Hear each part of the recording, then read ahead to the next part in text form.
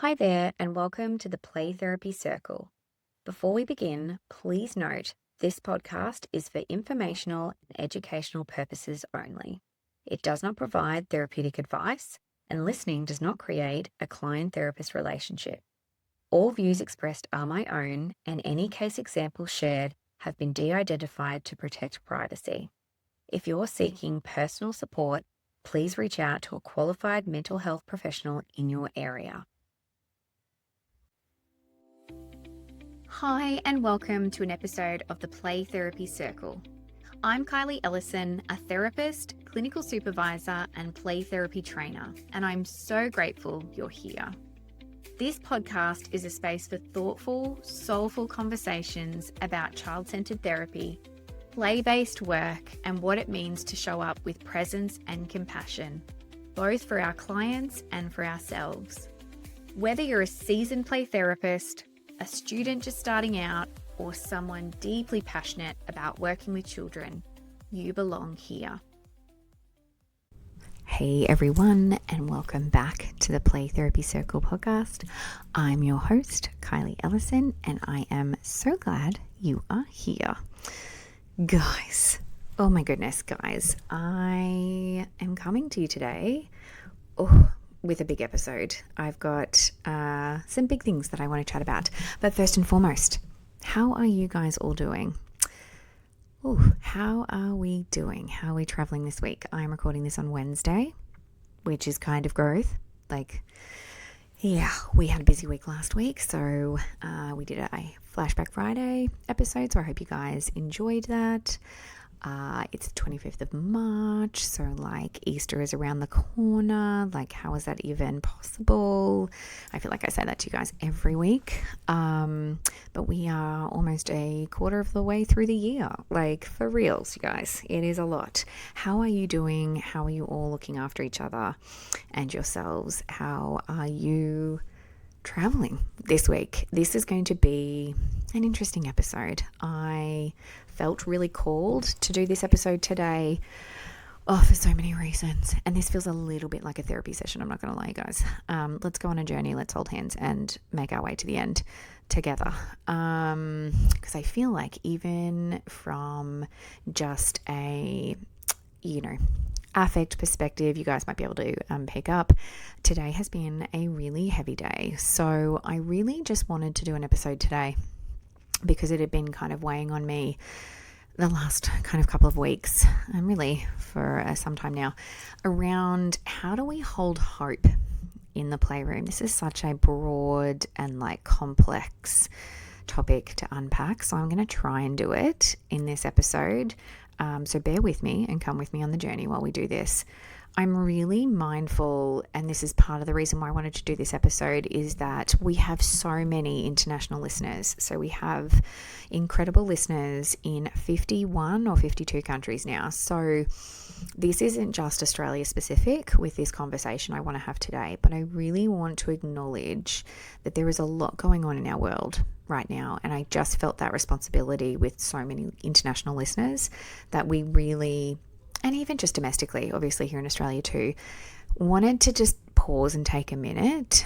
My whole goal this year was to have better balance in my life. And for anyone who is on that journey of trying to find that balance, let me know how that's going, because I'm not there yet, that's for sure. I am still struggling with all of that. And I think that what I'm picking up on today, and just what I wanted to talk about, and this is the work that we do, guys, is that it's not just about the warm and fluffy. It's not about the great, and I know you guys all listening aren't about that anyway, but it's not about us getting in there, achieving those goals, working through those issues, and coming out the other side. There is a human element to the work that we do.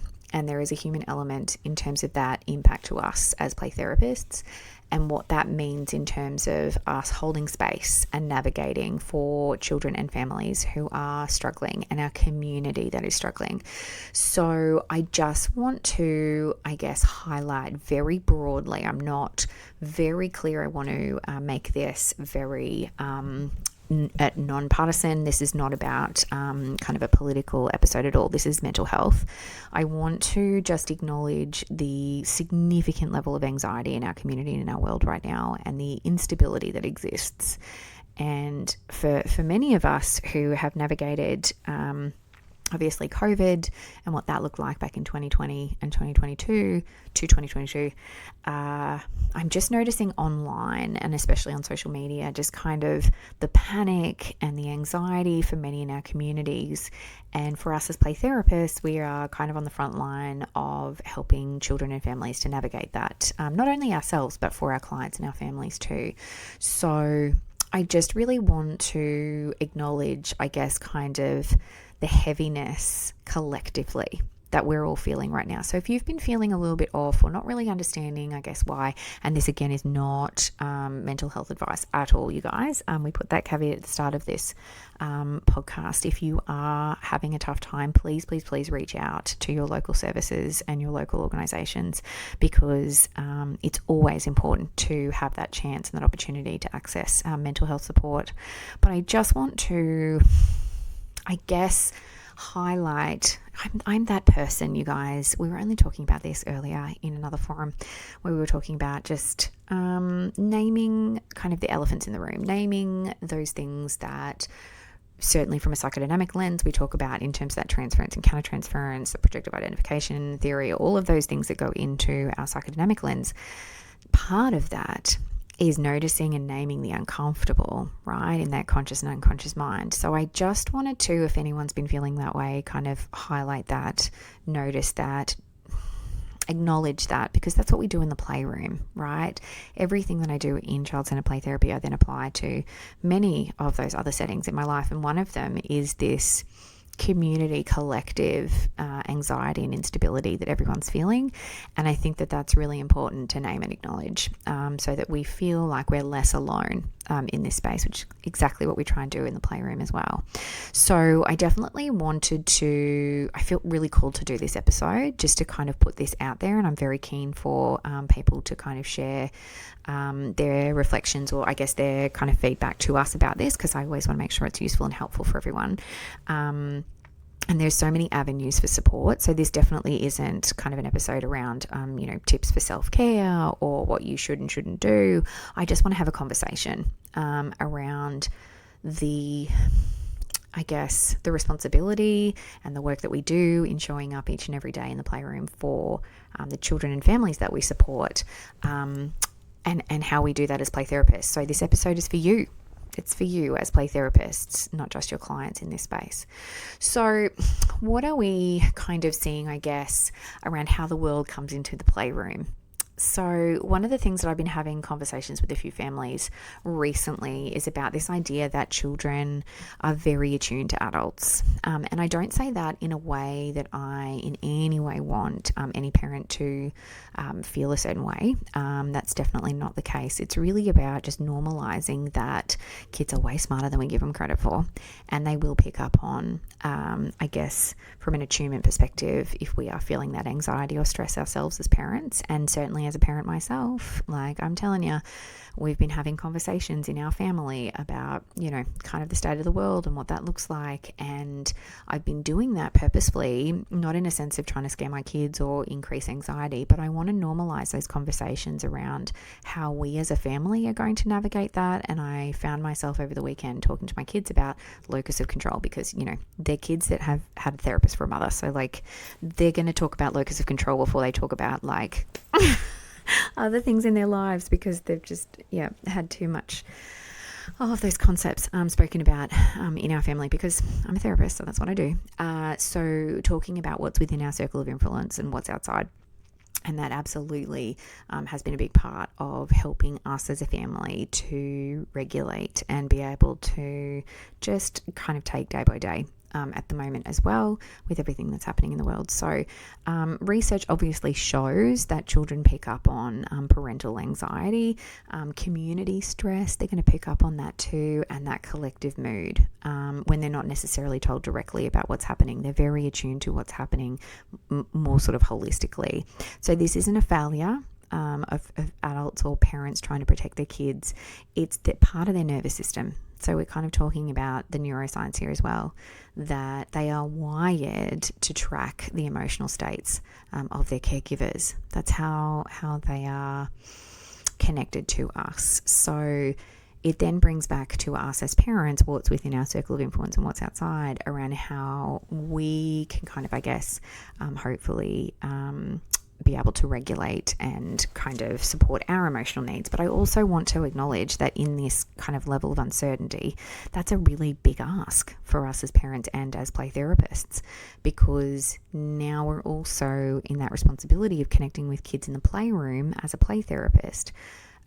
Noticing that kids are obviously attuned to their caregivers in terms of that emotional state. So recognizing that and acknowledging that is important in the playroom. And what you might see in the playroom right now, and again, I don't want this to be kind of country specific. I think that this is globally what we're seeing. So you may see in the playroom increased themes of chaos, of catastrophe, of destruction, loss of control, increase in anxiety. Kids asking big questions, wanting to know things about safety and about the future, and having that kind of wondering and concern and anxiety. Parents arriving more activated, more fearful, more stressed, more depleted. Kids showing more of that generalized anxiety as well.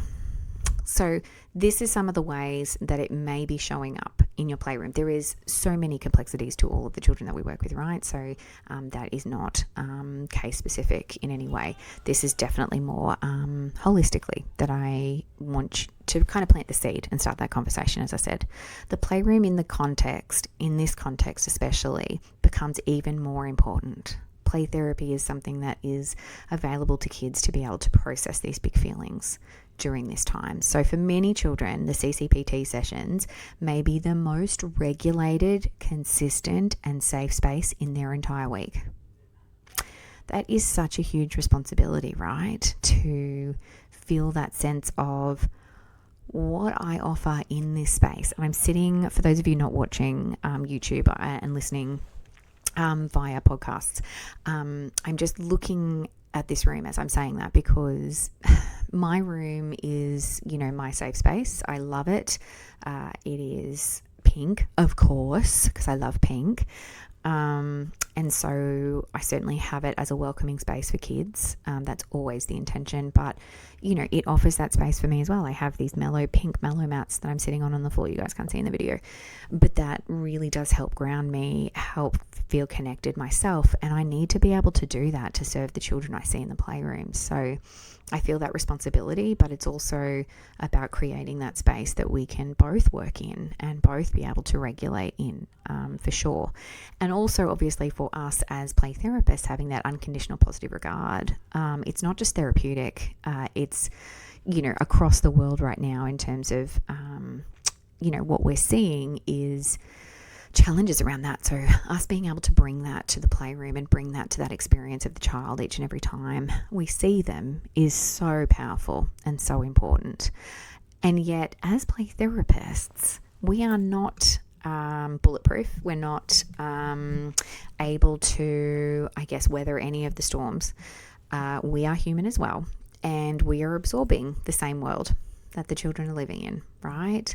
So we cannot be immune to that collective anxiety.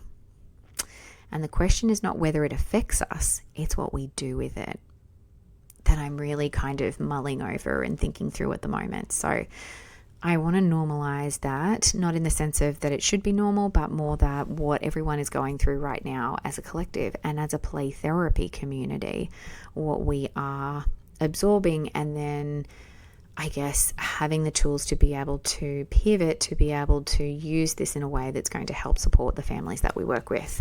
So what does it mean for us as a therapist? I want to lean into that a little bit more now. We're talking about vicarious trauma. But the vicarious anxiety, we know vicarious trauma happens as part of the work that we do in this human services industry. But vicarious anxiety is maybe less talked about. So we obviously absorb the fear, the helplessness, the grief of our clients. That is certainly from that psychodynamic lens. We do definitely acknowledge that alongside carrying our own. So it's not weakness. It is absolutely an incredible part of the work that we do, but it also is at the cost of that genuine empathetic engagement. So it's in a sense evidence that what we're doing and the work that we're doing is being done well and it's being done properly. When we can connect with that or certainly absorb that fear, helplessness and grief of our clients who may be going through it. And that as a collective we're going through. So the particular weight on therapists right now, what does that look like? We're trained to hold hope. This is what I'm grappling with, you guys, and I would love to hear your thoughts. So please, check us out on the socials, leave a comment or a reflection, or contact us via our email or our website. I would love to hear from listeners around, I guess, this holding of hope right now in this collective time of uncertainty, because this is a real challenge for us. We're trained to do it, but it requires a stable enough internal world to do it. So when the external world is destabilizing, holding hope is genuine psychological labor, not just a professional stance. It takes everything in us to be able to keep holding that space of hope, of optimism for the future, an outlook where we can see that the future will look bright. All of those things are really hard to hold in kind of current times. So there's quite a bit here when we're talking about that potential shame in admitting I'm struggling to feel hopeful, when hope is part of your professional identity. That's a really hard thing. I want to just kind of sit for a moment with that holding hope right now is tricky and it's challenging. And if you are struggling with it, you are not alone, because it is part of our professional identity. It is how we serve kids in the playroom, but it is also a challenge right now. It's a big challenge. So let's talk about the ways that this might show up for us. It may be that we dread a particular session rather than looking forward to it. We might be feeling flat or disconnected. We might have intrusive thoughts about client presentations outside of work, so we may not be able to leave work at work. We might feel it kind of bleeding into our personal lives in terms of that impact. We might feel hypervigilant. We might have difficulty accessing unconditional positive regard genuinely because of where we're at and how we are dysregulated in our own ways. I want to normalize that though. If any of this sounds familiar, you are not failing. You are human and you matter. And you are doing one of the most emotionally demanding jobs that exists. This is not easy. And you matter as well. And I'm just really noticing, in terms of the conversation, definitely feeling the heaviness of it, for sure. I want to, kind of caveat by saying that I've had some transitions with some of my families recently. And it's always, it's always kind of a sad goodbye when we have those scenarios where we finish up with a client. So not only is it feeling heavy, but if you're doing heavy work in the playroom as well, not even just globally, but just in terms of your work, it's just so important. This is just such an incredible outlet for me to be able to chat it through with you guys and, connect with others who feel the same and feel seen and heard, because that's what we do in the playroom. That's what we do at the Playroom. And so this is why we have this beautiful podcast, to be able to reach as many people as we can. So I really, truly hope that this message reaches somebody today who, whether you're in Australia or overseas, and I genuinely feel like there are so many listeners overseas who will likely resonate with this episode as well, that you matter and you're not failing. You are showing up each and every day for the clients in your lives. And what you do matters. It really does. So let's talk a little bit about compassion fatigue. My clinical supervisor, Dr. Jodie Mullen. Hello, Jodie. She's probably not listening, let's be honest. She did listen in the beginning, which was amazing, but she is a busy woman. So if you're not listening, but otherwise when you do, hi. She's definitely far more of an expert in this space than me. So I hopefully will do a quick overview, because I definitely don't want to say in any way that I'm an expert. But when we're talking about compassion fatigue, I guess I just want to give another lens for us to kind of look through here in terms of how you might be feeling as a practitioner right now. So compassion fatigue is, by definition, kind of that gradual erosion of empathy and hope through sustained exposure to others' sufferings. Let me say that to you again. I want to get this definition right. So compassion fatigue is the gradual erosion of empathy and hope through sustained exposure to others' suffering. If that sounds familiar for you, this might be something to consider. So it's different from burnout, where compassion fatigue is specifically about the cost of caring. So this first kind of came about in more of the healthcare industry, and it definitely deeply applies to therapeutic work as well. So alongside compassion fatigue, we have the satisfaction fatigue continuum, you guys. So I want to introduce this concept to you as well, around that compassion satisfaction. The joy and meaning in the work sits at one end and compassion fatigue at the other. So we have kind of this continuum. So on one end is that compassion satisfaction, the joy and the meaning of the work that gets you up every day. And then on the other end is that compassion fatigue, where it's that erosion of that empathy and hope. So in stable times, most practitioners are able to sit in that satisfaction end, right? But in times of collective stress, not an individual client, not an individual service, not an individual practitioner, collectively, globally, the whole continuum shifts. It takes more to reach that satisfaction and less to reach fatigue.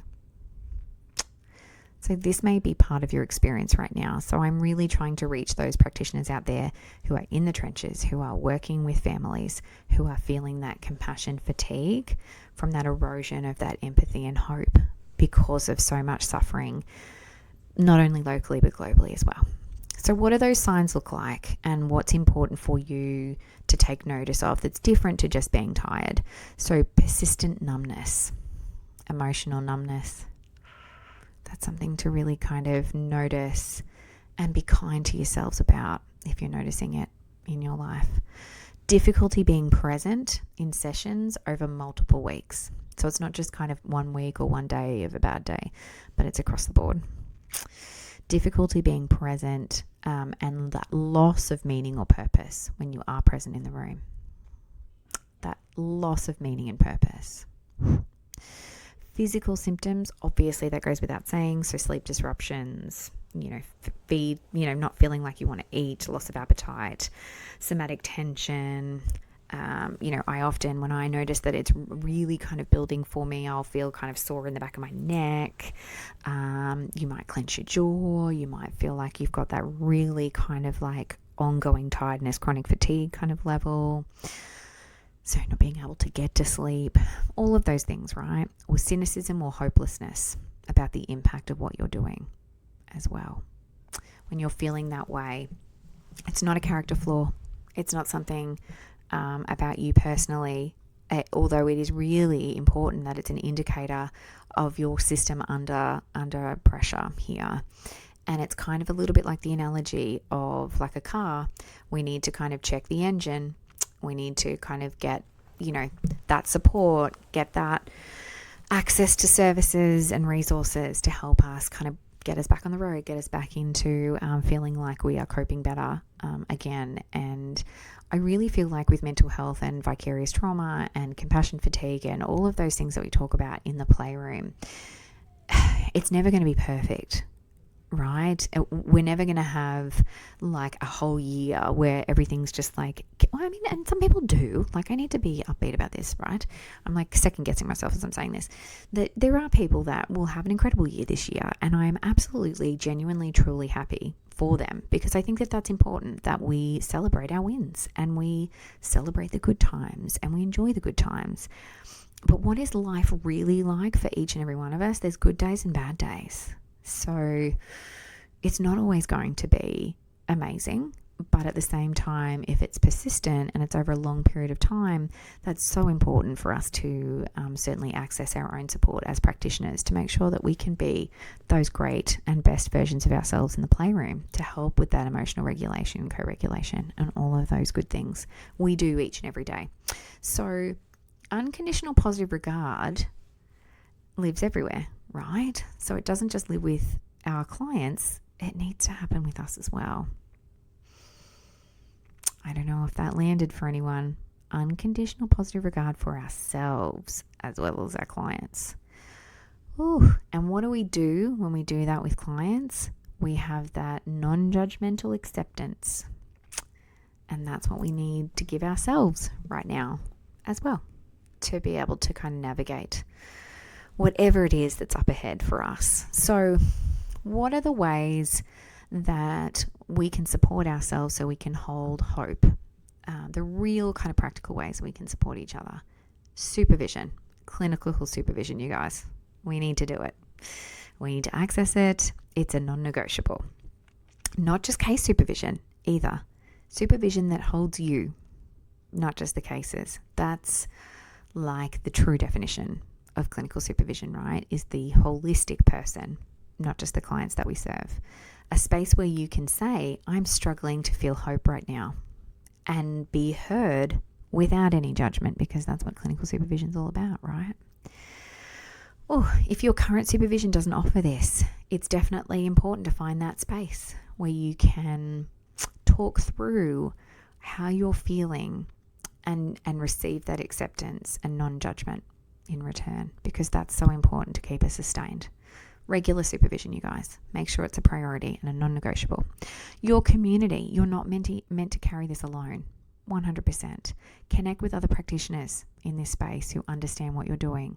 Not necessarily, you're absolutely not talking about cases, as you know, but it's really around just, I guess, the weight of the work in holding space when we are living in such an uncertain time. We have our circle community. We have a community forum. I'll talk more about that at the end, where we would love to connect with anyone who is just needing to connect, feel seen and heard and accepted. That's what it's all about in the work that we do, right? Isolation amplifies compassion fatigue. So connection is one of those ways. It's the antidote. When we are connected, we feel seen and heard, and we can feel that sense of validation that can always help. We know it helps in the playroom, the kids that we see. So we know it'll help for you too. Containment rituals. Protecting the boundary between work and yourself. Oh, good Lord, I need to do this. Having a transition ritual from work to home. So whether that is that you get in the car and you listen to a podcast, I do that on the way home.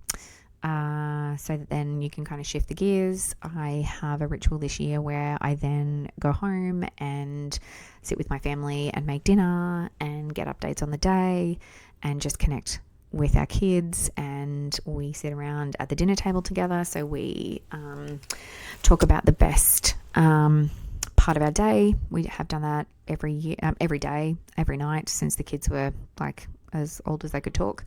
So it's been a very long time, years and years and years we've been doing that. And I think that those rituals are so important to help us just kind of ground ourselves, step out of the work that we're doing. I have obviously my office here and I work from home, but I really do like it when I can come to the office, do my work and then leave it at work. That is very important for us and how we look after ourselves. Not to forget the work, but to signal that your nervous system needs that break. It needs some help at the end of the day. So how are you kind of holding that space after you finish at the end of the day? One of the things I would say too is certainly limiting kind of your kind of overload of information online. I have found just in kind of the last couple of weeks, I've been very intentional about turning that social media off for a period of time, because it definitely has so much material and content that can be anxiety provoking for us as therapists as well. So putting some of those boundaries in place just so that you can obviously get the news and the information that you need, but also then be able to protect yourself as well. returning to your why. Why are you in the space of play therapy? Why is it that what brought you here, why you're here, why you want to do this work? When hope is hard to access globally, return to the specifics. The child you remember, the session that shifted you, the parent who said, I don't know what you did, but my child is different. Oh man, I feel this today. I feel this so hard. Having finished up with a client, we had the opportunity to kind of reflect on, what they loved about coming to play therapy, about playing here, about that connection, about the journey that they had been on. And that is what I'm going to hold on to, because that is such a privilege to be able to do that and to feel that and to connect with that. And that reminds me why I'm here and why I do what I do. So I hope that there is stories or clients in your reflections that bring you that sense of hope. And I will carry those clients with me for the rest of my career. And I think that that's so important. Hope doesn't have to be global to be real. It can be in your playroom, that you find that hope that you're going to hold on to and ground yourself to, that will keep you in this space of being able to be present and continue to do the work that we do in, such uncertain times. Isn't that incredible what CCPT can offer us in terms of that gift, not only of the work that we do, but how it can help inspire us and help us to still feel like there's purpose. And everyone obviously does have an incredible purpose in the work that they do, but I think it's really about coming back to what's within my circle of influence, what's within my control, and doing those reflections on the clients that you've served or continue to serve who, make such a difference to your day as much as it is that you do to them, that inspire you to be part of this work, is absolutely what I'm carrying. I'm literally talking myself out of this, you guys. I am so happy I did this episode, because I think that I needed that reminder, and I don't know if anyone else listening needed that reminder as well, of returning to your why and holding on to and being so grateful for and connecting with the child experiences in the playroom that shaped you as a play therapist, who remind you of the power of this work, who remind you why you get up every day and do this work in the playroom, because you literally make a difference. That's incredible, and it's just so important, and that's why we're here. And every one of you listening who is doing this work in your playrooms, I'm so proud of you for holding that space and for doing this work when sometimes it can feel so heavy, because you literally would have those examples too, as I do, of those kids that have made you a better person for being in the playroom. So I want to talk about that self-assessment, that check-in question. Ask yourself, am I currently able to be genuinely present in the room? And if the answer is no, that's important information to take on, and that it's important not necessarily to just push through, but to pause and take a minute and really kind of connect yourself with what you might be feeling and what you might need to support the work in the playroom.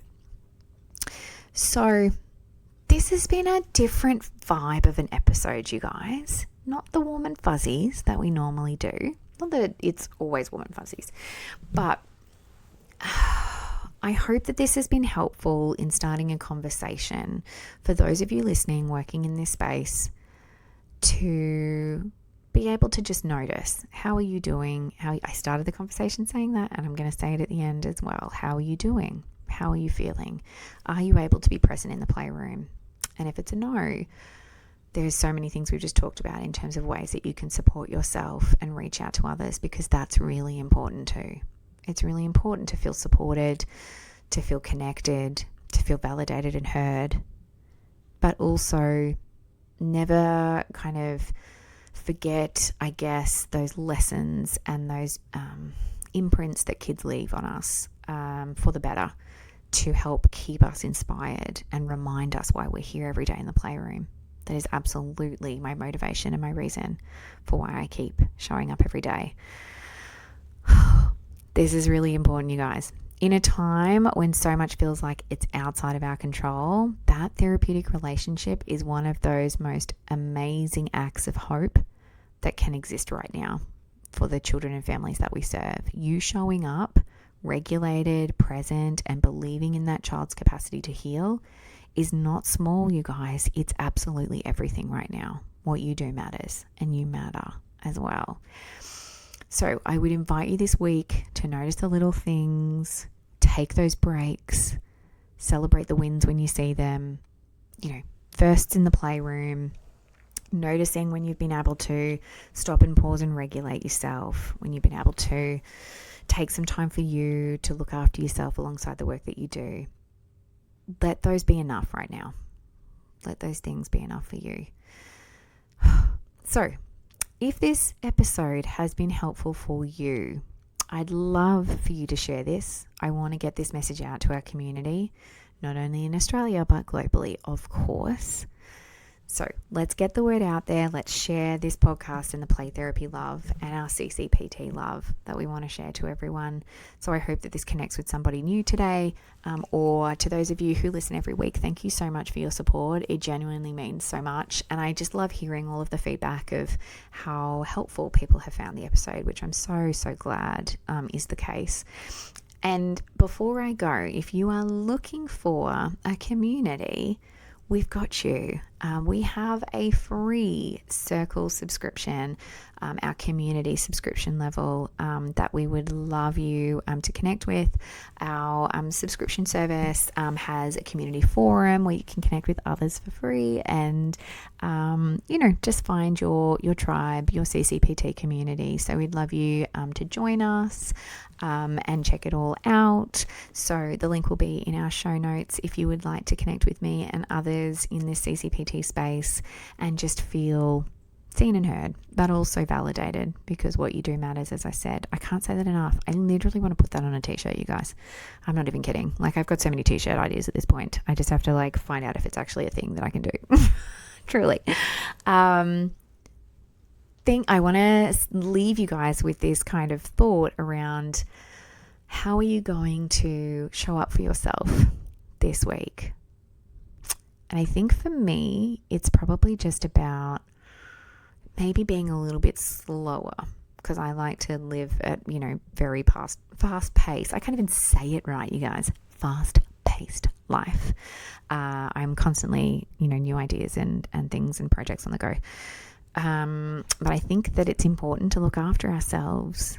And I think that is such a superpower if we can do it. So that's going to be my goal this week. So what is your goal of kind of looking after yourself this week in some way? How are you going to take care of you and be kind to you and give yourself that unconditional positive regard that we give to our clients?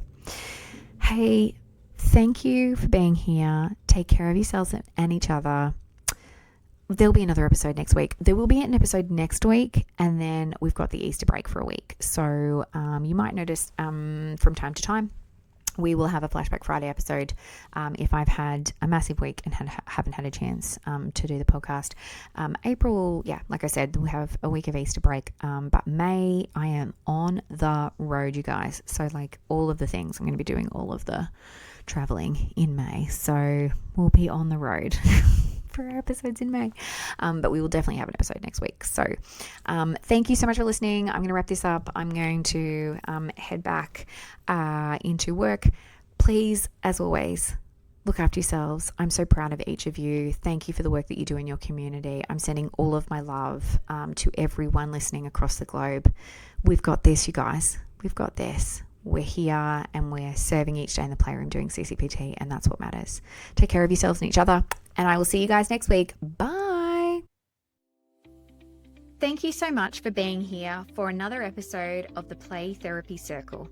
If anything resonated with you today, I'd love it if you could follow the podcast, share it with a colleague, or leave a short review. It really helps others find our circle. And if you have a topic or question you'd love me to explore, I'd love to hear from you. This space is for you, and I want it to feel like a conversation. Until next time, take care of yourself, and remember, you belong here.